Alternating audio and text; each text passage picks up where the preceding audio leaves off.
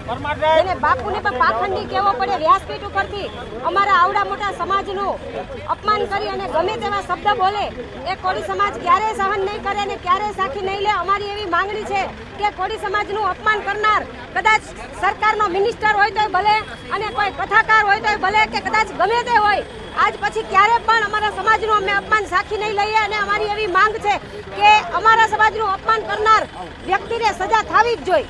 આજે હું તમને કહું કે અમારા સમાજની આ વારે વારે અભદ્ર ટિપ્પણી થઈ રહી છે। આ હમણાં બીજી ઘટના બની ગઈ। કોળી સમાજ સાહેબ સ્વાભિમાની સમાજ છે, વીર માંધાતાનો સમાજ છે। વેલનાથ બાપુ સંત અમારામાં થઈ ગયા। અમે સંત અને સુરાના સંતાનો છીએ અને અમને નીચ કહેવામાં આવે તો આવા માણસોને અમે સાધુ તરીકે આ વખતે માફ કરીએ છીએ, ખાલી વિરોધ પ્રદર્શન કરીને। પણ આવતા સમયમાં કોઈ પણ માણસ જાહેરમાં જો કોળી સમાજનું અપમાન કરશે તો અમે કાયદાનો પણ ભંગ કરતા અચકાશું નહીં। આ નોંધ લેવી, કોળી સમાજ મરી ગયેલો નથી કે તમે જ્યારે હોય ત્યારે કચડીને વયા જાઓ।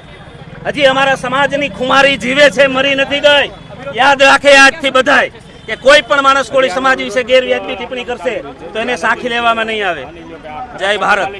સાંજ સમાચાર ફેસબુક પેજને લાઇક કરો, વિડીયો શેર કરો અને વધુ વિગતવાર સમાચાર માટે sanssamachar.net વિઝિટ કરો।